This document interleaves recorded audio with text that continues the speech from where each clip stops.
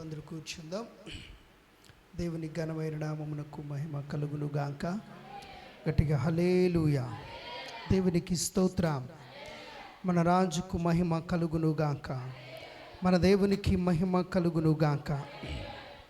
యేసుక్రీస్తు వారి యొక్క సర్వశక్తి కలిగిన నామములో ఈ లైవ్లో వీక్షిస్తున్నటువంటి ప్రతి వారికి, దేవుని సన్నిధానంలో ఉన్న ప్రతి వారికి హృదయపూర్వకంగా శుభాలు వందనాలు తెలియచేస్తున్నాను. ప్రభు మనలను ప్రేమించి మరొక సమయాన్ని మనకిచ్చినందుకు ఆయన నామమునకే నిత్యము మహిమ ఘనత ప్రభావములు ఇప్పుడు ఎల్లప్పుడూ మనందరి ద్వారా ఆరోపింపబడును గాక. ఆమేన్. మంచిది ప్రియులారా, పరిశుద్ధ గ్రంథమైన బైబిల్ నుంచి ఒక మాట చదువుకుని దేవుని యొక్క మాటలు మనం ధ్యానించుకుందాం. ఆదికాండము 16వ అధ్యాయము 14వ వచనాన్ని చదువుకుందాం. అందుచేత ఆ నీటి బుగ్గకు బేయేర్ లహాయిరోయి అను పేరు పెట్టబడెను. అది కాదేశుకును బెరేదుకును మధ్య నున్నది. చాలండి. దేవుడి మాటలను మనందరి వినికిట్లో దీవించునుగాక. ఆమేన్. ప్రియులారా, గత కొంతకాలం నుంచి సుమారుగా మేబీ ఎన్ని రోజుల నుంచి మనం నేర్చుకున్నాము ఆలోచన లేదు, కానీ చాలా రోజుల నుంచి మనం ఆదికాండమును ధ్యానిస్తూ వస్తున్నాం. ఆదికాండము 1వ అధ్యాయం నుంచి ఇప్పటి వరకు 15 అధ్యాయాలు పూర్తి చేసుకుని 16వ అధ్యాయంలోను కూడా మనం ఇప్పటికీ 3 సందేశాలు ఈ యొక్క అధ్యాయం నుంచి మనం విన్నాం. ఇది 4వ సందేశం ఈ యొక్క అధ్యాయంలోంచి మనం నేర్చుకుంటున్నాం. ఈరోజు మనము నేర్చుకునే అంశం ఏమిటంటే బేయేర్ లహాయి రోయి. అందరూ చెప్పండి అమ్మా, బేయేర్ లహాయి రోయి. అందరూ గట్టిగా చెప్పాలి. బేయేర్ లహాయి రోయి. ఇది వాళ్ళు అబ్రహాము లేక హాగరు మాట్లాడేటువంటి ఒక భాషలో మాట. బహుశా ఇది హీబ్రూ మాట, అంటే హీబ్రూ లాంగ్వేజ్లో బేయేర్ లహాయి రోయి. దీనికి అర్థం ఏంటంటే కింద రాయబడింది, నన్ను చూచుచున్న సజీవుని బావి. దాని అర్థం ఏంటండి? నన్ను చూచుచున్న సజీవుని బావి. బేయేర్ లహాయి రోయి అనే మాటకు నన్ను చూచుచున్న సజీవుని బావి అని అర్థం. ఎందుకు ఈ విధముగా ఆమె ఈ మాట చెప్పింది అనేటువంటి అంశాన్ని మనం నేర్చుకుందాం. నిజానికి హాగరు చాలా సందర్భాల్లో మనం చూస్తూ ఉన్నాం. లేక పోయిన వారం ఒక మాటను మనం నేర్చుకున్నాం. ఏంటంటే అది కూడా హాగర్ అంటుంది, నన్ను చూచినవాడు అని చెప్పి అక్కడ దేవునికి ఒక పేరు పెట్టినటువంటి మాటను కూడా మనము చూస్తూ ఉంటాం. దేవునికి మహిమ కలుగును గాక. గట్టిగా హల్లెలూయా, హల్లెలూయా. ప్రియులారా, ఈ హాగరు దేవునికే పేరు పెట్టినటువంటి హాగరుగా మనం చూస్తూ ఉంటాం. అది మనము చూడండి 13వ వచనములో మనకు కనపడుతుంది. అది చూచుచున్న దేవుడవు నీవే, యెహోవా ఈరే. దేవునికి స్తోత్రం. చూచుచున్న దేవుడవు అని పేరు పెట్టింది. ఎవరు ఈ పేరు పెట్టింది? హాగరు. ఎవరండి? హాగరు. సో ఈ యొక్క అధ్యాయం అంతా కూడా హాగరును గురించినటువంటి రాయబడిన అంశాలు. హాగరు ఎవరు అనంటే అబ్రాము షారాయి గారికి దాసి. ఈమె ఎక్కడి నుంచి తీసుకుని రాబడింది అనంటే ఐగుప్తు దేశం నుంచి ఈమె తీసుకుని రాబడింది. మరి ఐగుప్తు వీళ్ళు ఎప్పుడు వెళ్ళారు అనంటే వారు ఉంటున్నటువంటి బెయేర్షెబా అనే ప్రాంతంలో, అనగా అబ్రహాము షారాయి దేవుని మాటకు లోబడి వారు ప్రయాణంలో బెయేర్షెబా అనే ప్రాంతానికి వచ్చారు. అంటే కనాను సమీపానికి. కనాను ఏంటి? పాలు తేనెలు ప్రవహించే ఒక దేశం. ఆ దేశమునికి సమీపంగా ఉన్న బెయేర్షెబా అనే ప్రాంతానికి వచ్చినప్పుడు అక్కడ కరువు రాగా ఏమొచ్చింది? కరువు. చాలా సందర్భాల్లో మనం బైబిల్లో చూస్తూ ఉంటాం. కరువు రాగా అనే మాట. అబ్రహాము జీవితంలో కూడా కరువు కలిగిన సందర్భాలను ఎదుర్కొన్నాడు. యాకోబు జీవితంలో కూడా కరువు కలిగిన సందర్భాలను ఎదుర్కొనే మరలా ఐగుప్తు దేశానికి వారు వెళ్తారు. అక్కడ యోసేపు ద్వారా దేవుడు వారిని పోషించాడు. ఇలాగా నయోమి కూడా ఆ దేశంలో బెత్లెహేం అనే ప్రాంతంలో కరువు వచ్చిందని వారు మోయాబు అనే దేశానికి వెళ్ళిపోయినట్లుగా. అలాగే బైబిల్లో గనురాలైన షునేమిరాలు అనే ఒక ఆమె ఉంది. ఆమె కాలంలో అనగా ఎలీషా గారు, దైవజనుడైన ఎలీషా గారు ఉంటున్న సందర్భంలో కూడా కరువు వస్తే ఆమె ఆ ప్రాంతాన్ని విడిచి వెళ్ళినట్లుగా మనం చూస్తూ ఉంటాం. అలాగనే ఏలియా గారు కూడా ఉంటున్న సందర్భంలో కరువు వచ్చింది. 3.5 సంవత్సరాలు కరువు దేశం మీద వచ్చినప్పుడు అక్కడ విధవరాలను దేవుడు అద్భుత రీతిగా సారేపతి అనేటువంటి విధవరాలను దేవుడు పోషించాడు. ఇలా చాలా సందర్భాల్లో కరువులు వచ్చినటువంటి సందర్భాలు మనం చూస్తున్నాం. అవి ఎవరైనా సరే, భక్తిపరులైనా ఒకవేళ భక్తిహీనులైనా వాళ్ళకి కరువు వచ్చినాయి, వీళ్ళకి కూడా కరువులు అనేవి సాధారణంగా వచ్చినట్లుగా బైబిల్లో చూస్తున్నాం. అయితే భక్తిహీనులకు లేక భక్తిమంతులకు కలిగినటువంటిది ఏంటి అని అంటే, భక్తిహీనులు కరువులో నశించిపోతే భక్తిమంతులు కరువులో తప్పించబడ్డారు. గట్టిగా చప్పట్లు కొట్టి దేవునికి స్తోత్రం చెప్దాం. హల్లెలూయా. సో భక్తిపరులకు భక్తి లేని వాళ్ళకి భక్తిహీనులకు తేడా అదే, వ్యత్యాసం. భక్తిహీనులైతే కరువులో వారు నశించిపోతారు, భక్తిపరులైతే కరువులో కూడా పోషించబడతారు. ఇది దేవుడికి ఉన్నటువంటి ప్రణాళిక. ప్రియులారా, అబ్రహాముకు కూడా ఒక ప్రాంతంలో కరువు వచ్చినప్పుడు ఐగుప్తు వెళ్తాడు. ఐగుప్తు దేవుని సలహా మేరకు వెళ్ళడు, కానీ తన సొంత జ్ఞానాన్ని ఉపయోగించి వెళ్ళాడు. వెళితే ఆ ప్రాంతపు వారు మంచివాళ్ళు కాదని తనకు తోచి తన భార్యను చెల్లిగా చెప్పమంటాడు. తన భార్యను చెల్లిగా చెప్పమంటాడు, అంటే అబద్ధమాడాడు. ఇది రెండవ తప్పు. ఒకటి, దేవుడిని వెళ్ళాలా వద్దా అని అడగలేదు. నిజానికి దేవుడు ఎక్కడున్నా పోషించగలడు. ప్రభువా, ఈ ప్రాంతంలో కరువు వచ్చినా నీవు నాకు సహాయం చేయగలిగిన దేవుడవు, నాకు సహాయం చేయండి అని ప్రార్థన చేస్తే బాగుండు. చెయ్యలేదు. సరే, ఒకటి దేవుని మీద ఆధారపడలేదు, 2 ఐగుప్తుకు వెళ్ళిపోయాడు. దేవుని సలహాను అడగలేదు. ప్రభువా, ఇక్కడ కరువు వచ్చింది కనుక దయతో నన్ను ఐగుప్తు వెళ్ళమంటావా అని సలహా కూడా అడగకుండా దేవుణ్ణి సలహా లేకుండా వెళ్ళిపోయాడు. ఇది రెండవ తప్పు. ఇక మూడవది, అబద్ధమాడుతూ ఉన్నాడు. తన భార్యను చెల్లెలుగా అంటూ ఉన్నాడు. చెల్లులు అని చెప్పి అబద్ధమాడాడు. ఇది 3. దీని ద్వారా వారికి వచ్చే నష్టం ఏమిటంటే, వారు చిక్కుల్లో పడ్డారు. ప్రాణం పోయేంత పెను ప్రమాదం వారి మీదకు వచ్చింది. దేవుని కృప వలన దేవుడు ఆయన మంచివాడు గనక మనము తప్పులు చేసినా, మనము పడిపోయినా, దేవుని మాట కొన్నిసార్లు వినకుండా వైదొలిగినా ఆయన కాపాడుతూనే ఉంటాడు. గట్టిగా దేవునికి స్తోత్రం చెప్దాం. మనం పాపం చేస్తున్నప్పటికీ కూడా కొన్ని సందర్భాల్లో ఆయన ఆశీర్వాదాన్ని ఇస్తూ ఉంటాడు. ఎందుకని అది నీ గొప్పతనం కాదు, కానీ దేవుని యొక్క మహాత్స్యం అది. దేవునికి మహిమ కలుగునుగా. ప్రియులారా, అబ్రహాము జోలికి కానీ శారా జోలికి కానీ రావద్దు అని ఫరో గారికి దేవుడు ఆజ్ఞ ఇచ్చాడు.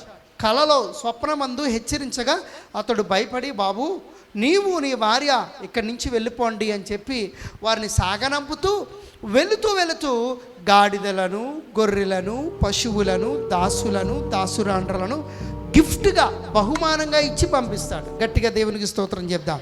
సో అలా ఇవ్వబడినటువంటి అనగా బహుమానముగా ఒక దాసిరాలు, ఒక దాసి ఇవ్వబడింది. ఆమె హాగరు. ఆమె ఎవరండి? హాగరు. బాగానే ఉంది. అబ్రహాము కుటుంబంలో బాగానే మరలా తిరిగి వచ్చారు. హాగరు ఉంది. అబ్రహాం భక్తిగానే పెరుగుతున్నాడు. ఇంకా అబ్రహాము ముసలివాడైపోతున్నాడు. ఇంచుమించుగా 86 సంవత్సరాల వయసు వచ్చేసింది. ఇంచుమించుగా 85-86 సంవత్సరాల వయసు వచ్చింది. ఈ సందర్భంలో భార్యాభర్తలిద్దరికీ ఒక ఆలోచన వచ్చింది. ఏంటి ఆలోచన అని అంటే, దైవికమైనటువంటి ఆలోచన మాత్రం కాదు, దైవికమైన ఆలోచన కాని ఆలోచన వచ్చిందండి వీళ్ళకి. ఏంటి అని అంటే, మనకు పిల్లలు లేరు. ఇది ఈ ఆలోచన ఇచ్చింది, ఈ ఆలోచన నిజానికి వచ్చింది అబ్రహాము గారికి కాదు, మరెవరికి?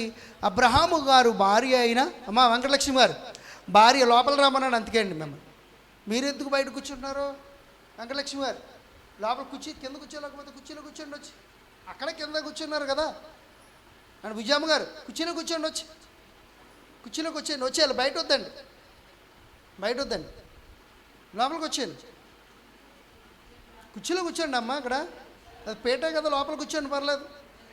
మీరు బయట కూర్చుంటే అలా నాకేం కనబడుతుంది, మీరు వింటారో తెలుస్తలేదు, వింటలేదు తెలుస్తలేదు, నిద్రపోతున్నారో తెలుస్తలేదు, మాట్లాడుకుంటున్నారో తెలుస్తలేదు. దేవునికి స్తోత్రం. హల్లెలూయా, గట్టిగా హల్లెలూయా. మంచిది అంటే అందరు ఇక్కడ ఉంటే అది వేరు. బయట కూర్చోకండి దయతో ప్లీజ్, లోపల కూర్చోండి.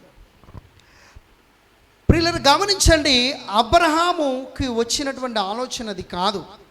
మరి ఏంటి అబ్రహాముకు వచ్చినటువంటి, మరి అబ్రహాము గారి భార్య అయిన శారాయి గారికి వచ్చిన ఆలోచన ఏంటంటే, మనకు పిల్లలు లేరు కదా, కాబట్టి మన ఇంటిలో నమ్మకంగా ఉన్నటువంటి మన ప్రధాన దాసుడైన ఎలియాజరే మనకు వారసుడైపోయేలా ఉన్నాడు. ఇంకా ఆస్తంతా అతనికి చెందేలా ఉంది. మన తర్వాత ఇంకా మన కుటుంబాన్ని ఏలేది నడిపించేదంతా కూడా ఎలియాజరే అయ్యేలాగున్నాడు. కాబట్టి ఇది ఇలా కావడానికి వీల్లేదు. మనకు ఏదో విధంగా ఏ రకంగా వచ్చినా పర్లేదు, ఒక బిడ్డ కావాలి. ఏ రకంగా వచ్చినా పర్వాలేదు, ఒక బిడ్డ మనకి కావాలి. ఆ బిడ్డే మనకు అవుతాడు, సర్వము మనకు వారసుడు అవుతాడని ఒక ఆలోచన పన్నారు. అది ఎలా సాధ్యం, దేవుడు ఇవ్వాలి కదా అని కూడా అబ్రహాం అనలేదు. సారా గారు అన్నారు, నేను చెప్పింది విను, హాగర్ ఉంది కదా మన దాసి, ఆమెతో నువ్వు పో, ఆమెతో వెళ్ళి నువ్వు ఒక బిడ్డను కను, అప్పుడు ఆ బిడ్డ మనకు వారసుడు అవుతాడని సొంత ఆలోచనలు వీళ్ళు చేశారండి. ఇవి దైవికమైనటువంటి ఆలోచనలు ఎంత మాత్రమూ కావు. గమనించాలి, సొంత ఆలోచనలు ఎప్పుడైనా చేస్తే మనము విఫలమైపోతాం. అండ్ క్రైస్తవుల్లో 100కి 99%, 99 మంది కూడా సొంత ఆలోచన చొప్పులు చేస్తారు తప్ప దైవికమైనటువంటి ఆలోచనలో చేయటం లేదు. ప్రభువాని చిత్తం ఏమిటి, దేవాని ప్రణాళిక ఏమిటి, నీ ఉద్దేశములు నా జీవితంలో ఏంటి ప్రభువా అని దేవుణ్ణి అడగాలి. ఎప్పుడు కూడా దేవుణ్ణి అడగాలి. అడిగితే దేవుడు చక్కటి ఆలోచన మనకు ఖచ్చితంగా చెప్తాడు. గట్టిగా దేవునికి స్తోత్రం చెప్దాం. దేవుడు ఆలోచనలు ఇస్తాడు. ఆయన ఇచ్చిన ఆలోచన అసలు ఫెయిల్యూరే ఉండదు, అసలు వాటమే ఉండదు, నష్టమే ఉండదు, ప్రమాదమే రాదు, అసలు ఉరులో చిక్కుకోం, ఎంత మాత్రము కూడా అపాయం మనకు రాదు. ఆయన చేసే ప్రతి ఆలోచన మన పక్షంగా అది మనకు మేలు చేకూర్చేదే ఉంటుంది. గట్టిగా దేవునికి స్తోత్రం చెప్దాం. అందుకని బైబిల్ అంటుంది, నా తలంపులు మీ తలంపులు వంటివి కాదు, నా ఆలోచనలు మీ ఆలోచనల వంటివి కావు, అవి ఉన్నతమైనటువంటివి, అవి మేలుకే కానీ కీడుకు కాదు అని బైబిల్ చెప్తుంది. దేవుడి ఆలోచనలు మనకు ఆలోచనల కంటే గొప్పవట. దేవుని తలంపులు మన తలంపుల కంటే కూడా గొప్పవట. ఒకవేళ అవి ఎంతో ఉన్నతమైనవి, అంతేకాకుండా దేవుని ఆలోచనలు మనకు మేలు కొరకే కానీ కీడు కొరకు ఎంత మాత్రము కాదు. ప్రియులారా, గట్టిగా దేవునికి స్తోత్రం చెప్దాం. వీళ్ళు సొంత ఆలోచనలు చేశారు. ఏమైంది, దేవుడు అలౌ చేశాడు. మన సొంతగా బోడి పెత్తనం అంటారు కదా, ఏం పెత్తనం అండి, బోడి పెత్తనం అంటారు చూసారా. క్రైస్తుడికి బోడి పెత్తనం ఉండకూడదు. మరి ఏం ఉండాలి, ఎవరి పెత్తనం ఉండాలి మన జీవితంలో? దేవుడి పెత్తనమే ఉండాలి. దేవుడి పెత్తనం ఉంటేనే నీకు ఏదైనా ఆశీర్వాదమైన విజయమైనా కలిగిద్ది. మనమేమో చేసేవన్నీ మన ఆలోచన ప్రకారంగా చేస్తుంటాం కదా, నడుచుకునేదంతా మన ఆలోచన ప్రకారంగా. ఏదైనా సరే మన ఆలోచన, చివరికి చేతులు కాలిన తర్వాత ప్రభా చేయి కాలింది, ఏది రాయాలి, అదేదో అంటారు కదా, ఏంటది, కాలిపోయినప్పుడు ఏదో రాసుకుంటారు ఆయింట్మెంట్, ఏదండి అది, అది కాదు బర్నాల్ ఏంటండి తెలుసా అందరికీ? బర్నాలు రాయండి ప్రభా అంటారు. తర్వాత బర్నాలు అంటే ఎర్రగా ఉంటుంది కదా, పూర్వం ఉండేది, ఇప్పుడు లేదు. చేతులు కాలితే ఏం చేసేవారు, బర్నాలు రాసేవారు కదా, కాలిందని, కాలిన పొక్కులకు. సో ప్రభా చేతులు కాలిపోయినాయి ప్రభా, ఇప్పుడు నాకేం రాయి, నా గాయాలు తగ్గేలాగా నాకేం చేయి ప్రభా, బర్నాలు రాయి ప్రభా అంటే అప్పుడు దేవుడు అంటాడు నేను రాయను పో అంటాడు. ఎందుకని, నువ్వు చేసేవంతా నీ ఆలోచన చెప్పడం చేసావు కనుక చేతులు కాలిన తర్వాత ఆ శిక్షను కూడా ఎవరు భరించాలి, నువ్వు భరించాలి. కానీ మనం అలా చేయం. మేలైతే హ్యాపీ ఎంజాయ్ చేస్తాం, కీడు వచ్చేసింది అనుకో, దేవ ఏంటి ప్రభు ఇలా చేసేసావు, ఏంటి ప్రభు నన్ను ఇలా వాడేసావు, ఏంటి ప్రభు నాకు ఇబ్బంది పెట్టావు అని అంటాడు. దేవుడు నిన్ను తిరిగి అనగలడు. ఏమన్నా తెలుసా, బోడి పెత్తనం చేసావు కదా అలాగే అవుద్ది నీకు అని అనగలడు. కానీ దేవుడు అలాగ అన్నాడు. సరే అమ్మ నువ్వు చేసిన కష్టము నువ్వు అనుభవించు అంటాడు. లేదా నువ్వు కన్నీళ్ళు విడిచి ప్రార్థన చేస్తే నిన్ను కరుణిస్తాడు కొన్నిసార్లు. దేవునికి ఉన్న మనసు అది. దేవునికి స్తోత్రం. హల్లెలూయా. మనుషులమైన మనం అయితే అండి ఏమంటాం, చేసినని చెప్పు, బోడి పెత్తనం అంతా చేసావు కదా, నా మాట వినకుండా చేసావు కదా, నీకు ఇలాగే జరగాలి అని మనుషులకు ఉన్నటువంటి ఆలోచన. కానీ దేవుడు అయితే అలా ఎప్పుడు అనడు. గట్టిగా దేవుని స్తోత్రం చెప్దాం, గట్టిగా హల్లెలూయా. దేవుడి దగ్గరికి తిరిగి వస్తే ఆయన మనల్ని ఏం చేస్తాడు చెప్పండి? కనికరిస్తాడట. అయితే ప్రియులారా, వీళ్ళు చేసినప్పుడు ఈ తప్పు చేశారు కదా, దేవుడు ఏమీ అనలేదు, వదిలేశాడు. Let it go. ఎక్కడ దాకా వచ్చేసిందంటే అది ఆమె గర్భవతి అయిపోయింది. హాగారు అబ్రహాము గారి ద్వారా గర్భవతి అయిపోయింది. ఎప్పుడైతే గర్భవతి అయిందో ప్రియులారా గమనించండి, ఈమెకు కొమ్ములు వచ్చేసినాయి. ఏమొచ్చేసినాయి? కొమ్ములు అంటే దాసిరాలు కాస్త యజమానురాలు ఫీల్ అయిపోతుంది. ఈసారి నేనే యజమానురాలు, షారా నువ్వు కాదు భార్య అబ్రహాం గారికి, నేను అన్నట్లుగా ఫీల్ అయిపోతుంది. నీచమైన దానిగా చూస్తుందంట హాగరు. అబ్రహాం సారా గారిని ఎలా చూస్తుందంట? నీ మొహం చూస్తే దరిద్రం పట్టుకుంటుందేమో, నీతో మాట్లాడితే దరిద్రం పట్టుకుంటుంది, నువ్వు గొడ్రాలివి అన్నట్లుగా ఒక ఫీలింగ్. నీచమైన దానిగా అంటే ఎందుకు పనికిరాను, నువ్వు వేస్ట్ ఫెలో అన్నట్లుగా యజమానురాల్ని నీచకంగా చూస్తుంది. ఈసారి ఎప్పుడైతే నీచంగా చూస్తుందో షారా గారు అబ్రహాం గారి దగ్గరికి వచ్చేసారు. ఇది కనే బిడ్డ నాకు వద్దు, కనకుండానే ఎంత పెత్తనం వచ్చేసిందంటే దీనికి కనిన తర్వాత ఇంకా ఎక్కువ వచ్చేస్తుంది దీనికి.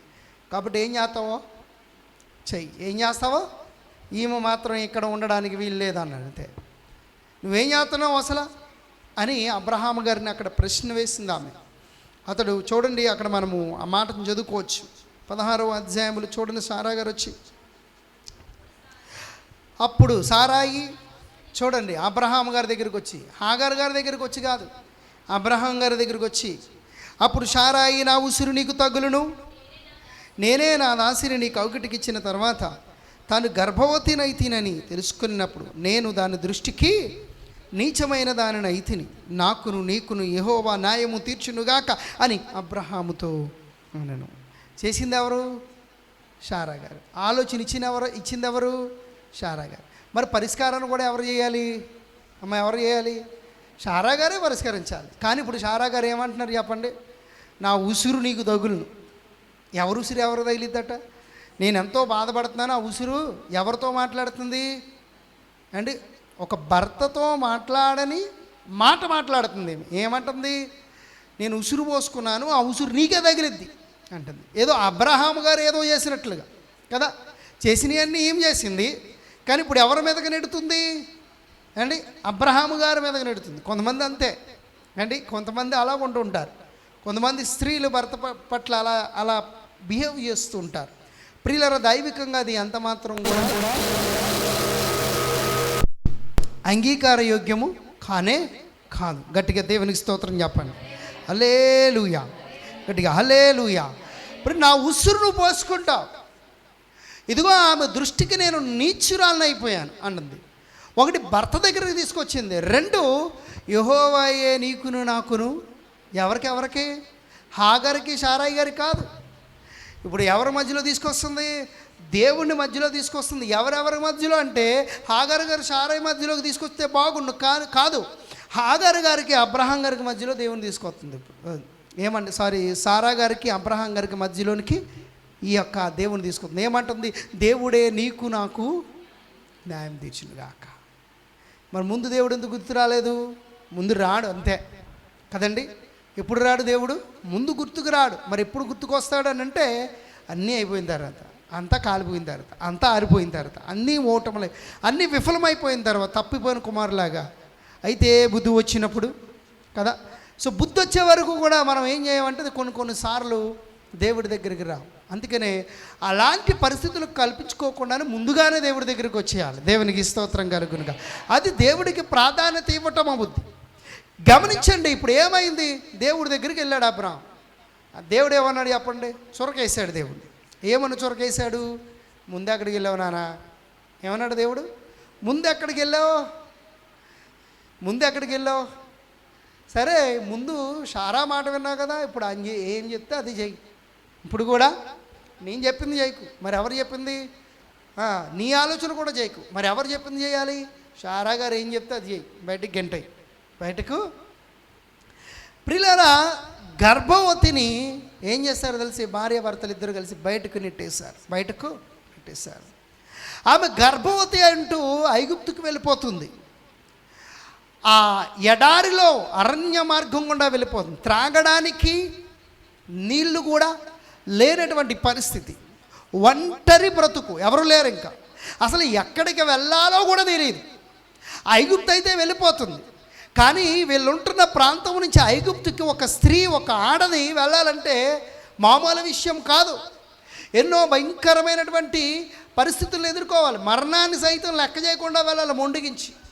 ఎందుకంటే చాలా దూరం, దేశం కానీ దేశం వెళ్ళాలంటే, అది నడుచుకుంటూ వెళ్ళాలంటే, అది అరణ్యం గుండా వెళ్ళాలంటే, నీళ్లు కూడా లేని ప్రాంతంలోంచి వెళ్ళాలంటే ఇంకా చాలా కష్టం ఒక స్త్రీ.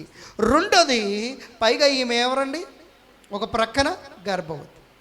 అలా డేర్ చేసి వెళితే గర్భవతిగా రక్తస్రావం కూడా అయిపోయే పరిస్థితులు. గర్భవతి కదా, ఎంత రిస్క్ అండి, లైఫ్ని అంత రిస్క్లో పెట్టేసింది. ఇప్పుడు చూడండి, ఆమె చేసింది కూడా తప్పు. ఏంటంటే నీచంగా చూసింది.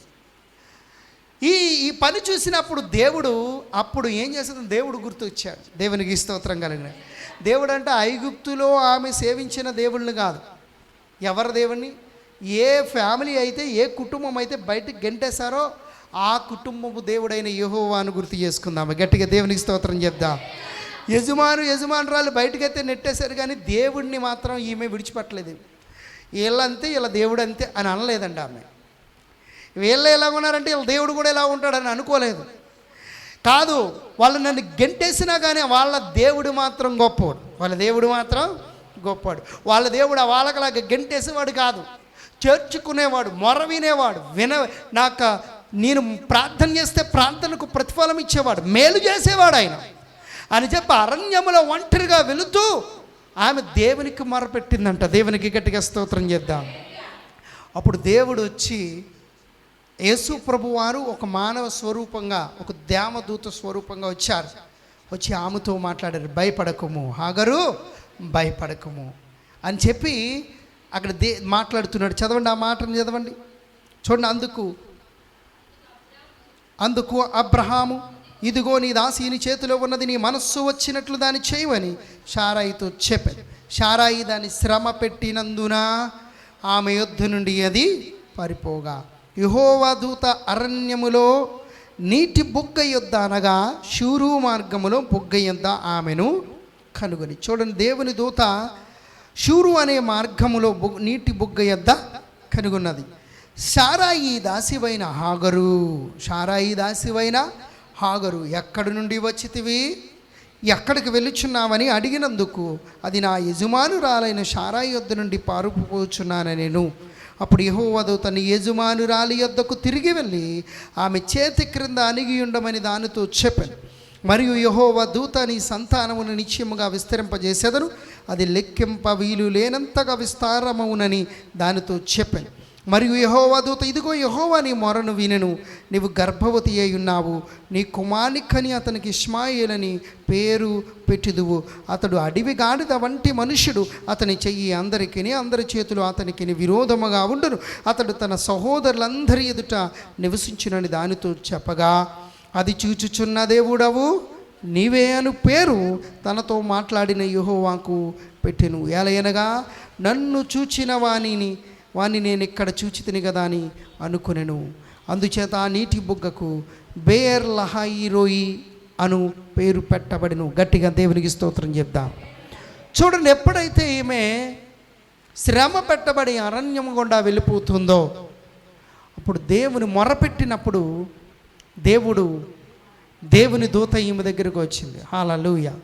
హాగరు భయపడకము, హాగరు భయపడ. దేవుడు మనకు గుర్తు చేస్తున్నాడు, నువ్వెవరవే అని గుర్తు చేస్తున్నాడు. నీ స్థితి ఏంటి, నువ్వు ఎక్కడి నుంచి వచ్చావు, ఎక్కడికి వెళ్తున్నావు, అసలు నువ్వెవరవి, ఎక్కడి నుంచి వచ్చావు, ఎక్కడికి వెళ్తున్నావు, ఏంటి నీ పరిస్థితి, నీకేమైనా తెలిసే వెళ్తున్నావా, నువ్వు ఎవరివి? చూడండి, బైబిల్ దేవుని దూత అంటుంది, హాగరు షారాయి దాసీవైన హాగరు అంటుంది. షారాయి దాసివి, నువ్వు దాసివి కానీ యజమానురాలవు కావు నువ్వు, కానీ యజమానురాలు బిల్డప్ ఇచ్చావు, నువ్వు ఆపది, నువ్వు దాసివిలాగే ఉండు, నువ్వు దాసివి, యజమానురాలవి కాదని గుర్తు చేసింది దేవుని దూత. రెండవది, ఎక్కడి నుంచి వచ్చావో తెలుసా, నువ్వు ఐగుప్తు దేశం నుంచి వచ్చావు. ఆ ఐగుప్తులో గర్వం ఉన్నది, ఐగుప్తులో దేవుళ్ళు దేవతలు వారు జీవము కలిగిన వారు కాదు, నేను జీవము కలిగిన వాడిని. నిన్ను ప్రేమించి అక్కడి నుంచి ఇక్కడికి తీసుకొచ్చింది నేను, అక్కడి నుంచి ఇక్కడికి వచ్చావు. శాపము నుంచి శపితమైనటువంటి ఆ ప్రాంతం నుంచి ఆశీర్వదించబడిన ప్రాంతానికి వచ్చావు. నీకు తెలుసా విషయం అని గుర్తు చేస్తున్నా. ఎక్కడికి వెళ్తున్నావు ఇప్పుడు? మరలా ఆశీర్వదించబడిన స్థలం నుంచి శపించబడిన స్థలానికి వెళ్తున్నావా? అబ్రహాం ఇంట్లో ఏముందో తెలుసా నీకు? ఆశీర్వాదం ఉంది. అబ్రహాం ఎవరో తెలుసా నీకు? విశ్వాసములకు తండ్రి. శారా ఎవరో తెలుసా నీకు? అనేక జనములకు తల్లి ఆమె.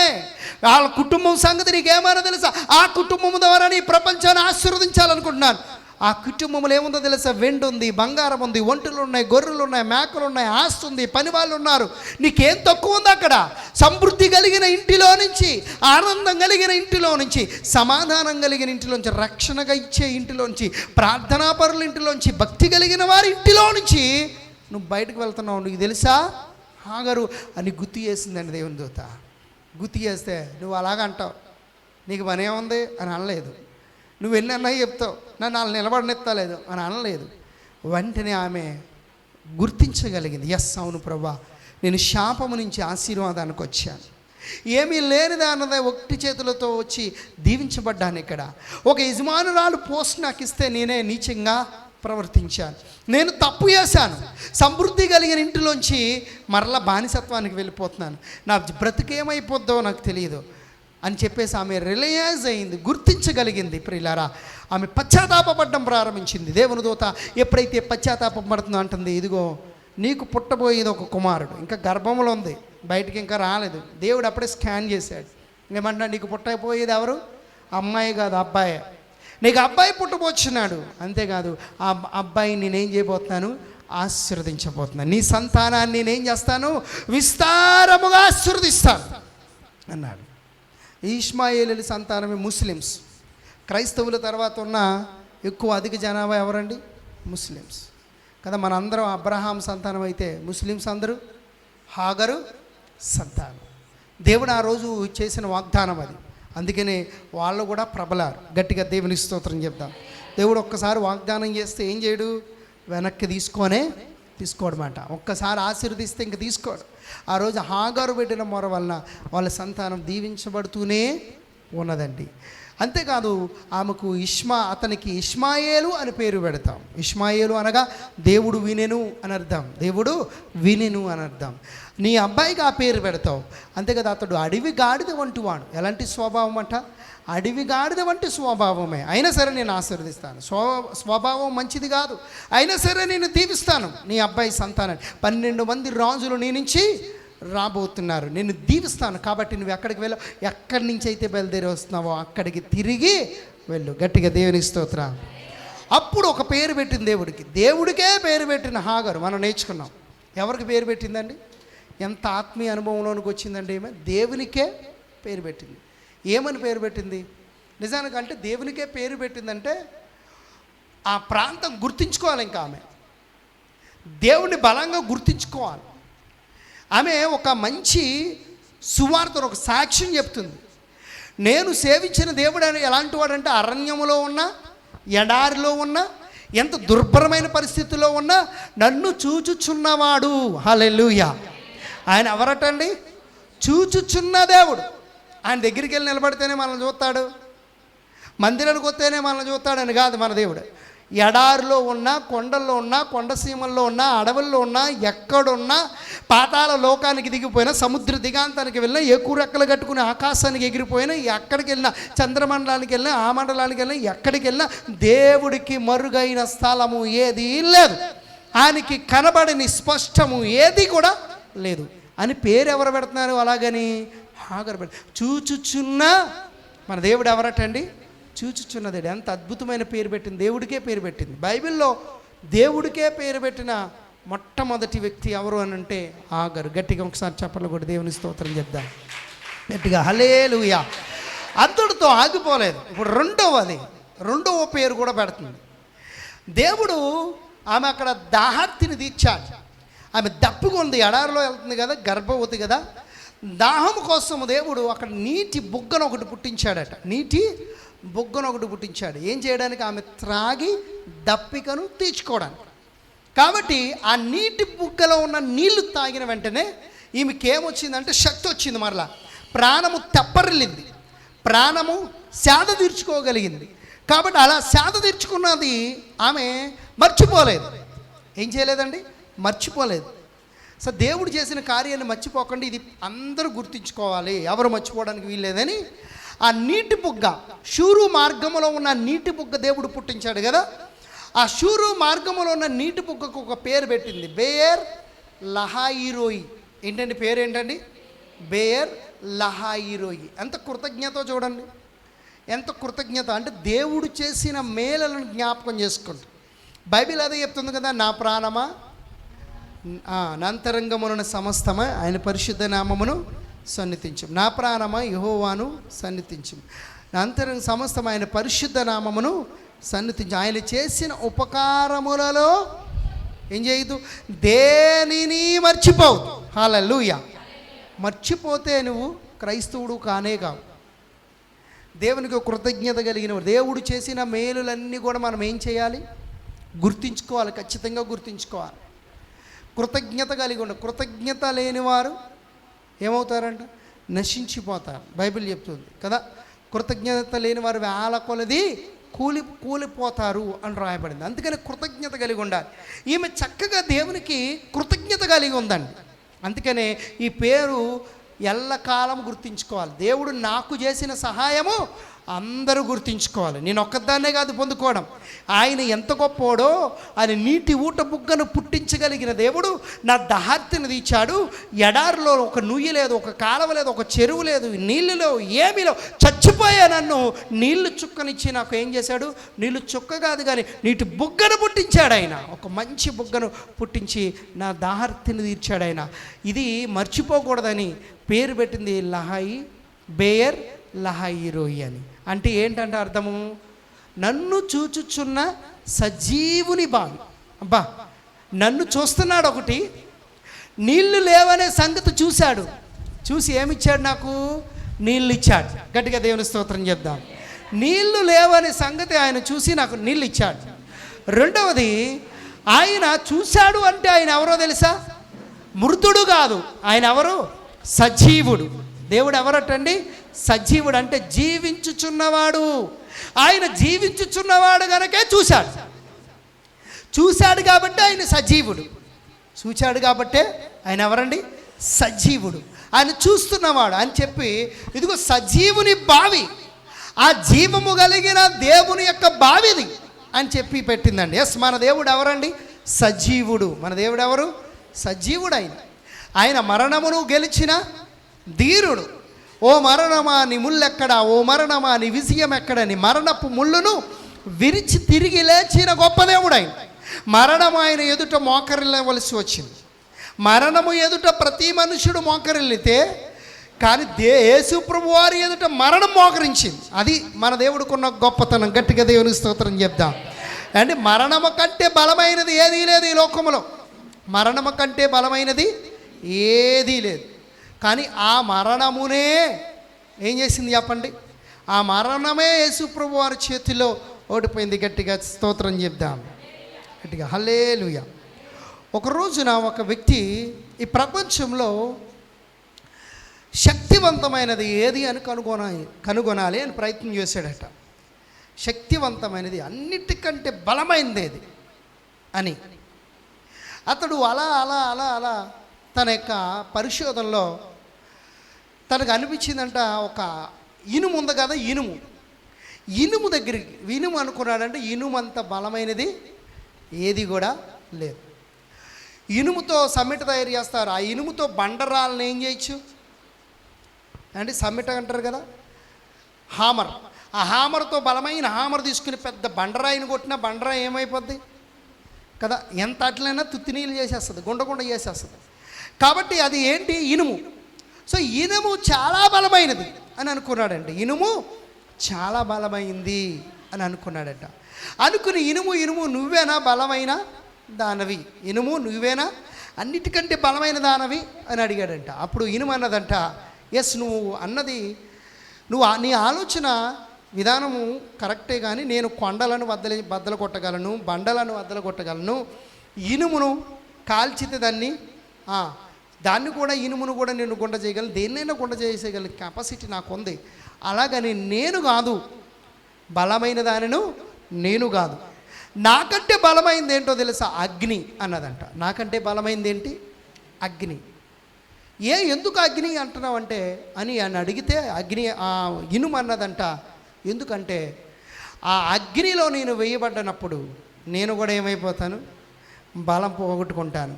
బలం పోగొట్టుకు నేను సాధారణం అయిపోతాను. అప్పుడు నన్ను కొడితే నేనేమైపోతాను? మరలా నా బలం చాలదు అక్కడ. కాబట్టి నేను కాదు, బలమైంది అగ్ని అన్నదంట. సరే, ఈ వ్యక్తి అగ్ని దగ్గరికి వెళ్ళాడు. అగ్ని దగ్గరికి వెళ్ళాడు. అగ్ని ఇనుము దగ్గరికి వెళ్తే నువ్వు బలమైన వ్యక్తి అన్నారు. ఎందుకంటే ఇనుమును కూడా నువ్వు కాల్చేయగలవు, దేన్నైనా కాల్చేస్తాను, కాబట్టి నువ్వు బలమైన దానివా అని అంటే అగ్ని అన్నదంట, కాదు, నేను కూడా బలమైన దానను కాదు. ఎందుకంటే నాకంటే శక్తివంతమైనది ఇంకోటి ఉంది. ఏంటో తెలుసా? నీళ్ళు. ఏంటి? నీళ్ళు వచ్చి నా మీద పోస్తే నేనేమైపోతాను? ఆరిపోతాను. కాబట్టి నాకంటే శక్తివంతమైనది ఏంటి? నీళ్ళు అని ఆ అగ్ని అన్నదండి. సరే, అప్పుడు నీళ్ళ దగ్గరకు వచ్చా. నీళ్ళు నువ్వేనా శక్తివంతమైనది నీ లోకంలో? నీకంటే బలవంతులు లేరు కదా అంటే నో, అలా ఎందుకు అనుకుంటున్నావు? నాకంటే బలమైన వాళ్ళు సూర్యుడు. ఎవరండి? సూర్యుడు నాకంటే బలం. ఎందుకో తెలుసా? సూర్యుడు కానీ బగ్గుమని మండాడు అనుకో, మొత్తం నేనేమైపోతాను? ఎంత పెద్ద చెరువైనా, ఎంత పెద్ద నదివైనా, ఎంత ఏదైనా ఏమైపోతాను? నేను ఆరిపోతాను. కాబట్టి నాకంటే బలమైనది ఎవరు? సూర్యుడే. నాకంటే బలమైంది సూర్యుడే. సూర్యుడి దగ్గరికి వెళ్తే సూర్యుడు నువ్వా బలవంతుడు? అబ్బాయి నేను కూడా కాదు. ఎవరు? నేను కూడా కాదు అన్నదంట. మరి ఎవరు అని అంటే చూడండి, ఎంత పెద్ద నేను సూర్యుడినైనా మేఘం అడ్డుకు వచ్చిందనుకో, నేను ఎందుకు పనికిరాను. మేఘం అడ్డం వస్తే నేను కిందకి ప్రకాశించలేను, చల్లగా ఉంటుంది. కాబట్టి మేఘం నన్ను ఆపేయగలిగిన శక్తి మేఘానికి ఉంది. మేఘమే బలమైన అన్నదంట. దేవునికి స్తోత్రం. సరే, ఈ వ్యక్తి మేఘాన్ని అడిగాడు, మేఘమా నువ్వు బలమైన దానవా? మేఘం కూడా అంట నేను కూడా బలమైన దాన్ని కాదు. ఎందుకంటే సూర్యుని ఆపేస్తానేమో కానీ గాలి వచ్చిందంటే నేనేమైపోతాను? నీళ్ళ వలె కిందకి అయిపోతాను. గాలి వస్తే చాలు నేనేమైపోతాను? గాలి నాకంటే బలమైంది.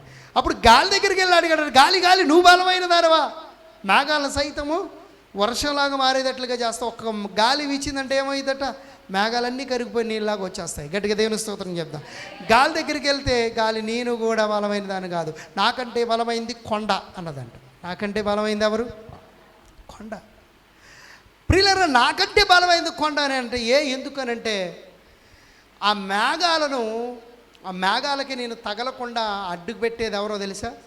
ఎంత పెద్ద కొండ ఉందనుకో, ఆ కొండ వల్ల నేను గాలిని వీచలేను. గాలి వెనక్కి వెళ్ళిపోయేలాగా ఏం చేస్తుంది? కొండ చేస్తుంది. కొండ నాకు అడ్డుగా వస్తుంది. ఇలాగ అడుగుతూ వచ్చారు. కొండ దగ్గరకు వస్తే, కొండ నువ్వు బలమైన దానవా అని అంటే కొండ అన్నదంట, నేను కాదు బలమైన దాన్ని, నాకంటే బలమైంది ఎవరు తెలుసా? మనుషులు అన్నదంట. ఎవరండి? మనుషులు అన్నది. చివరికి మనిషి దగ్గరికి వచ్చింది. మనుషులు ఎందుకు బలమైందంటే, ఇంత పెద్ద కొండనైనా వాళ్ళు ఒక్కొక్క క్రెయిన్ తీసుకొచ్చి అంటే శుభ్రం తవ్వేసి ఏం చేస్తారు? సదును భూమిగా మార్చేస్తారు. నేను పెద్ద ఏముంది వాళ్ళ ముందు, నేను ఎంత కొండలాగా ఉన్నా కానీ వాళ్ళు ఎంత కొండలైనా సదును భూమిగా చేసేస్తారు, రొడ్లు వేసేస్తారు. వాళ్ళకంటే మించిన వాళ్ళు ఎవరున్నారు? మనుషులేనంటే, అవునా తిరగేసి మళ్ళీ నాకే తీసుకొచ్చావా అని ఆ వ్యక్తి అనుకున్నాడు. అనుకుని మనుషుల్ని అడగడం ప్రారంభించే, మనిషి ఈ లోకంలో అన్నిటికంటే శక్తివంతమైన వాడు అని అనుకున్నాడంట. మనుషులే అని అనుకుంటూ ఉన్నాడు. మనిషి అన్నాడంట ఒక రోజున ఒక వ్యక్తి, మనిషి కూడా శక్తివంతమైనవాడు కాదు. మరణము మనిషికి వస్తే మరణం ఎదుట మనిషి ఏం చేయాలి? మోకరించాలి. మరణం ఎదుట మనిషిని అడిగితే మనిషి అన్నాడంట, మనిషి కాదు బలమైనడు, మరణం బలమైంది. ఎందుకంటే ఎంత బలవంతుడైనా, ఎంత ధనవంతుడైనా, ఎంత జ్ఞాని అయినా మరణం ఎదుట మోకరిల్లవలసిందే. మనిషి కాదు. మనిషి కంటే బలమైంది ఏంటంట? మరణం. బైబిల్ అదే అంటుంది. బైబిల్లో మనము పరమగీతాలు చూస్తే మరణము, ప్రేమంట మరణము కంటే బలమైనదంట. దేవునికి స్తోత్రం. ప్రేమ దేనికంటే బలమైంది? మరణము కంటే బలమైంది. గట్టిగా దేవునికి స్తోత్రం చెప్దాం. సో మరణము చాలా బలమైంది. సరే, మరణం దగ్గరికి వెళ్ళాడు ఈ వ్యక్తి. మరణాన్ని అడుగుతున్నాడు. మరణమా నువ్వు అన్నిటికంటే బలమైందని. ఎందుకంటే మనుషులు నీ ఎదుట ఎంత గొప్పోలైనా నువ్వు వస్తే చనిపోవలసిందే అని అంటే మరణం అందన్న అనుకున్నానయ్యా, నేనే గొప్పదాన్ని నిజంగా నువ్వు అన్నదాన్ని. మనుషులందరూ కూడా ఏమైపోయారు, ఎలాంటోడైనా నా దగ్గర లొంగిపోయేవాడు. చిన్నోడు లేదు, పెద్దోడు లేదు, ముసలోడు లేడు, ముక్కోడు లేడు, ఎవడైనా నా ఎదురుకుంటా మోకరించవలసిందే. కానయ్యా 2019 సంవత్సరాల క్రితం ఒక మహానుభావుడు వచ్చాడయ్యా. ఎవరు వచ్చారు? ఒక మహానుభావుడు వచ్చాడు. ఆయన పేరు యేసుక్రీస్తు. ఆయన్ను కూడా నేనేం చేశాను? మింగేశాను. ఆయన కూడా అందరు మనిషిలాగే మింగేశాను. దేవుడని తెలియక మింగేసిన తర్వాత తెలిసింది నాకున్న ముళ్ళు, నాకున్న బలాన్ని ఏం చేశాడు? ఆయన ఇరిపేశాడు. అప్పుడు దాకా బలమైందని నేనే మరణాన్ని బలమైందని అనుకున్నాను. కానీ యేసయ్య వచ్చి ఏం చేశాడు? మొత్తం నన్ను కూడా ఇరిచేశాడు. నాకంటే బలవంతుడు ఎవరో తెలుసా? 3వ దినాన్ని మృత్యుంజయుడే తిరిగి లేచిన యేసుక్రీస్తు. ఆయన ఈ సజీవుడు బలవంతుడు అన్నదంట. గట్టిగా దేవుని స్తోత్రం చెప్దాం. హల్లెలూయా. సో అన్నిటికంటే బలమైనది మరణమైతే మరణము కంటే బలమైనది సజీవుడైన మన దేవుడు. సో అందరికంటే సజీవుడు ఆయన. ఎందుకంటే మరణాన్ని సైతం ఏం చేశాడంట? బలమైన మరణాన్ని కూడా ఆయన నాశనం చేసి దాన్ని ముళ్ళును విరిచి ఆయన తిరిగి లేచాడు. సో అంత గొప్ప దేవుడు. అందుకని ఏమని పేరు పెట్టింది చెప్పండి ఈయనకు?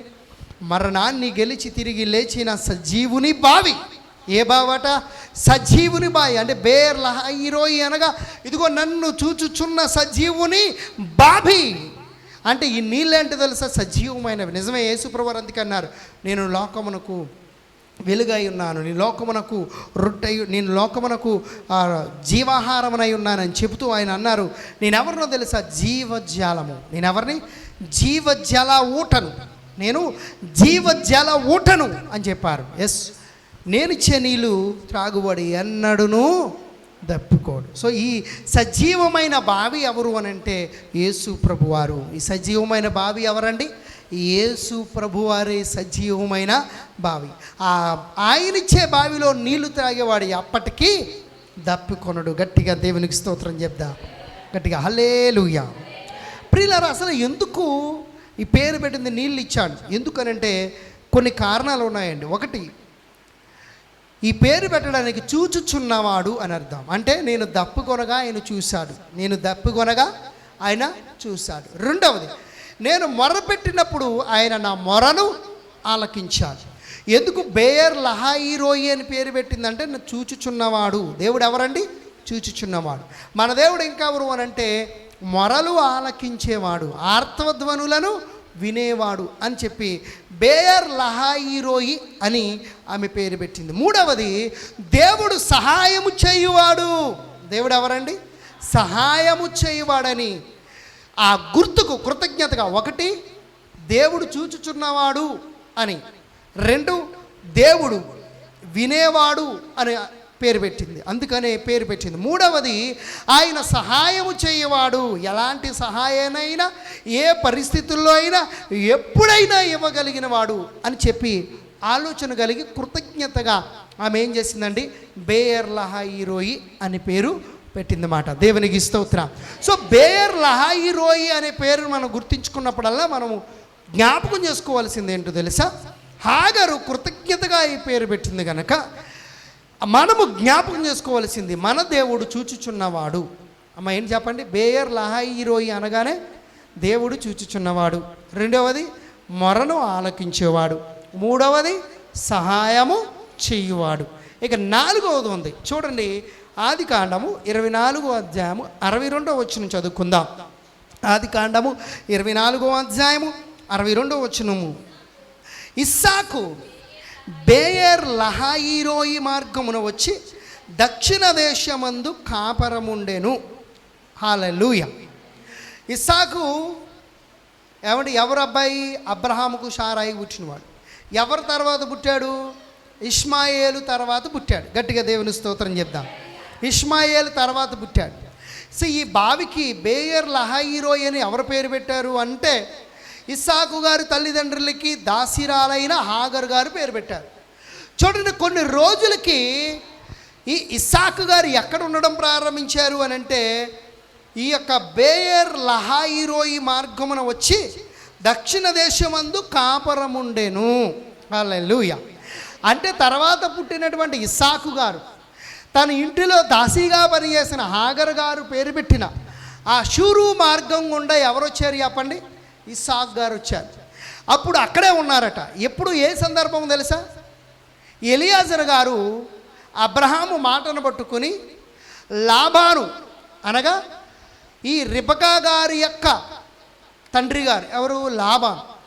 అంటే అబ్రహాము గారు విడిచిపెట్టి యూఫ్రటీసు నది దగ్గర పద్దనారాము అనే ప్రాంతానికి ఈ అబ్రహాము గారు ఎలియాజర్ గారిని పంపారు. ఎందుకు అంటే ఇస్సాకు గారికి ఒక సంబంధాన్ని చూస్తాడని. చాలా దూరం కదా, చాలా దూరం పంపించాడు.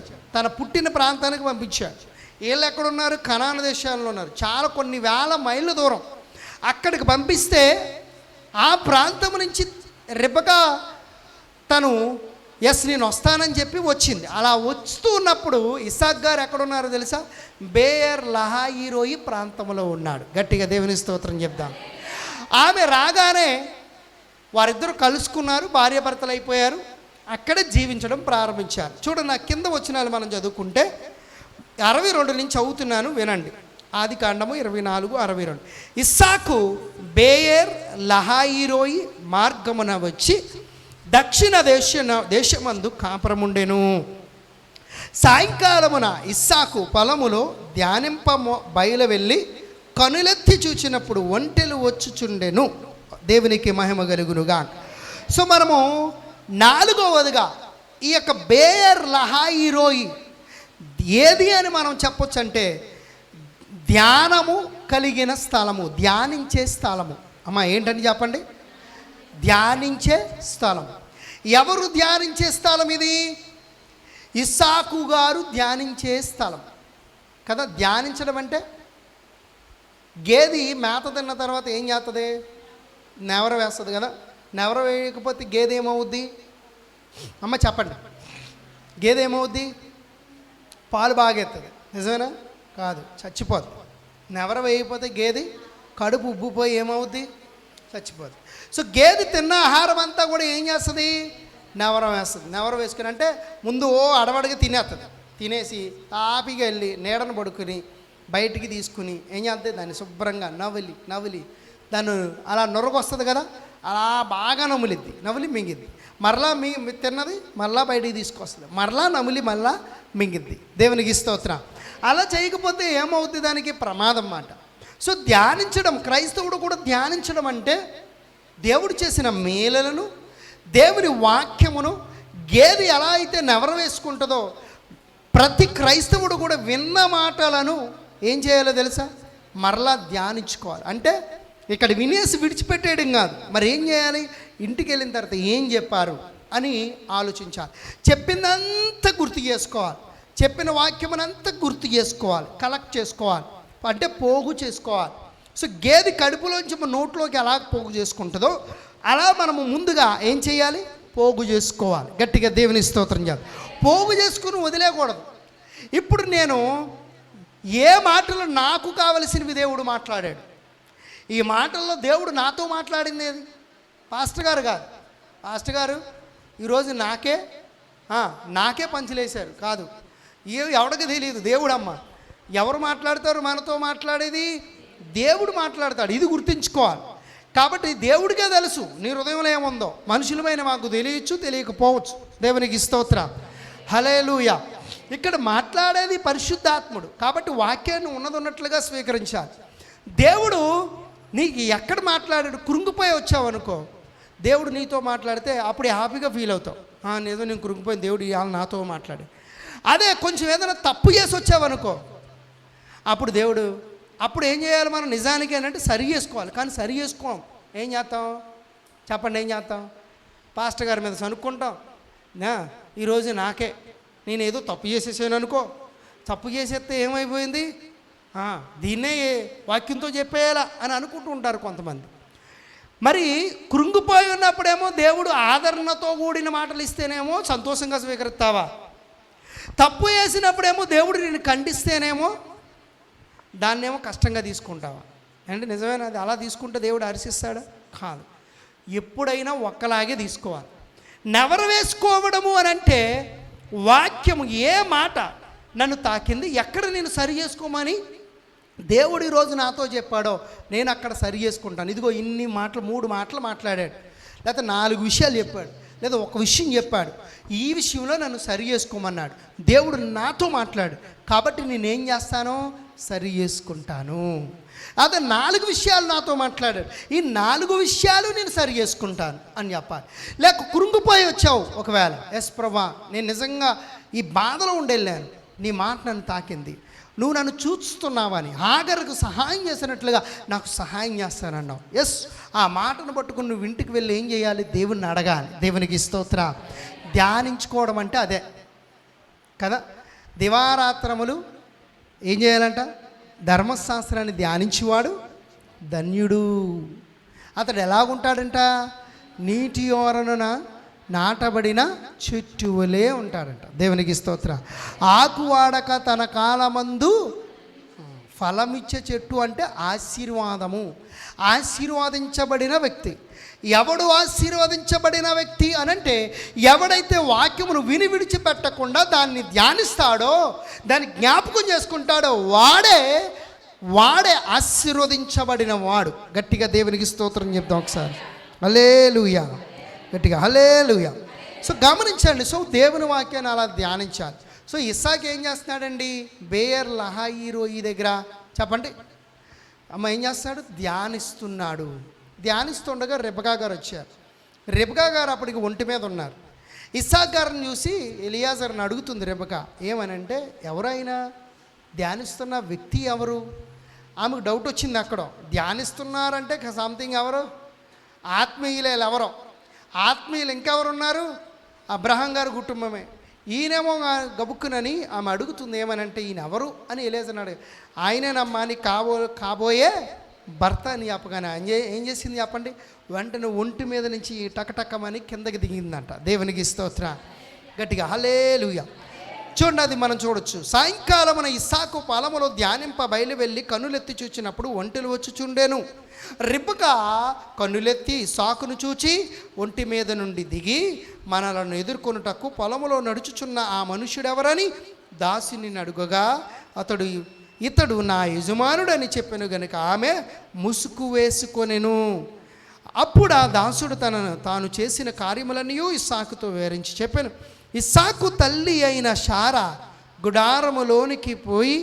గుడారములోనికి ఆమెను తీసుకుని పోయాను. అట్లా అతడు రెబకాను పరిగ్రహింపగా ఆమె అతనికి భార్య ఆయను. అతడు ఆమెను ప్రేమించాను. అప్పుడు ఇస్సాకు తన తల్లి విషయమై దుఃఖ నివారణ పొందేను. గట్టిగా దేవునికి స్తోత్రం చెప్దాం. హల్లెలూయా. సో 5వదిగా ఈ బేర్ లహాయి రోయి కలిగించింది ఏంటో తెలుసా? దుఃఖ నివారణ కలిగించే ప్రాంతం. ఏ ప్రాంతం అండి? దుఃఖ నివారణ కలిగించే ప్రాంతం. పాపం ఇస్సాకు గారి తల్లిగారు లేరు. ఇస్సాకు గారికి తల్లిగారు అంటే చాలా ఇష్టం. చనిపోయారు ఆమె అప్పటికే. గమనించి చనిపోతే ఆ దుఃఖంలో ఉన్నాడు. ఆ దుఃఖంలో ఉండగానే రెబకా గారికి ఎప్పుడైతే పెళ్ళికి ఇచ్చారో, పెళ్ళి చేసుకున్నాడో, ఏం చేసిందంట? ఆ తల్లి ప్లేస్లో భార్య వచ్చింది. గట్టిగా దేవుని స్తోత్రం చేద్దాం. సో భార్యలో తల్లిని చూసుకుంటున్నాడు. ఇప్పుడు ఏమైందంటే తల్లి లేని లోటు ఎవరు తీరుస్తున్నారు చెప్పండి? భార్య అయిన రెబకా గారు తీరుస్తున్నారు. ఎంత మంచి భార్య అండి ఈమె. ఎలాంటి వాళ్ళు ఉంటున్నారో ప్రస్తుతం అండి. ప్రతి వారు కూడా అలా ఉండాలి కదా. భర్తకు భార్య ఎప్పుడు భార్యగా కాకుండా తల్లిలాగా అండి ఆదరించేటువంటి భార్యగా ఉండాలి. దేవునికి స్తోత్రం. హల్లెలూయా. భార్య అయితే ఏం చేస్తుందట చెప్పండి? బయటికి వెళ్ళి వచ్చిన భర్త జోబిలు చూస్తుందట. అదే తల్లి అయితే ఏం చేస్తుందంట చెప్పండి? కడుపు చూస్తుందంట. నా బిడ్డ ఎప్పుడో బయటకు వెళ్ళాడు, తిన్నాడో లేడో అని కడుపు చూస్తుందంట. భార్య అయితే భర్త ఎంత సంపాదించాడా అని జోబిలు చూస్తుందంట. కానీ అలా ఉండకూడదు. మరి ఎలా ఉండాలి చెప్పండి? రెబకా గారు ఎలా ఉండాలి? దేవునికి మహిమ కలుగును గాక. గట్టిగా హల్లెలూయా. సో భార్య భర్తను బయట నుంచి రాగానే అలసిపోయి వచ్చిన భర్తకు ఏం చేయాలి చెప్పండి? కర్రిచ్చి కయ్యానికి పంపించాలా? కాదు. మరి ఏం చేయాలి? గ్లాసు నీళ్ళతో ఎదురవ్వాలి, ఒక టీ పెట్టాలి, లేకపోతే స్నానం చేసిరండి అని టవల్ ఇవ్వాలి, లేదా స్నానం చేసిరండి అని ఒక బకెట్ నీళ్ళు అక్కడ పెట్టాలి. ఇలా పెడితే నీ భర్త ఎంత ప్రేమను కనపరుస్తాడు. గట్టిగా దేవుని స్తోత్రం చెప్దాం. హల్లెలూయా, హల్లెలూయా. అలాగని భర్తలు నేనేం భర్తలు నేను సపోర్ట్ చేస్తాను. భార్య కష్టంలో ఉన్నప్పుడు భార్య కూడా ఏం చేయాలి? భార్య కూడా సహాయము చేయాలి. గట్టిగా దేవునికి స్తోత్రం చెప్దాం.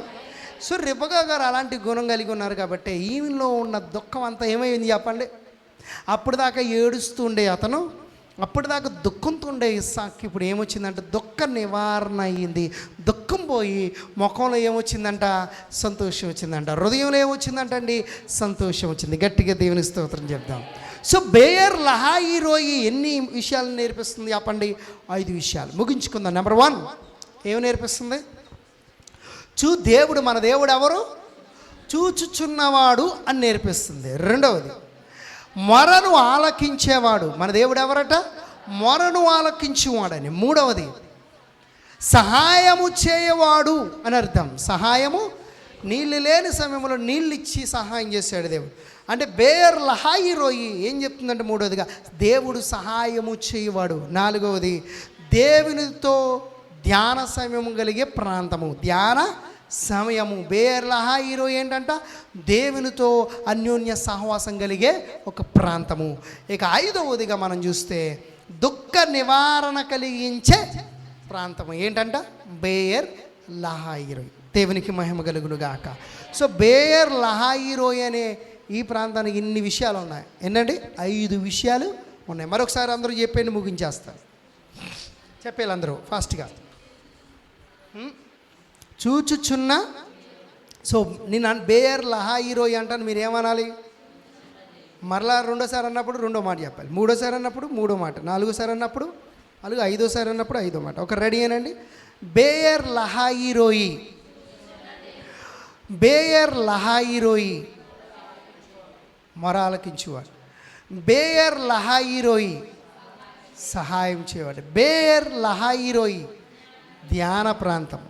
బేయర్ లహాయి రోయి దుఃఖ నివారణ కలిగించే ప్రాంతం. దుఃఖ నివారణ. దేవునికి మహిమ కలుగును గాక.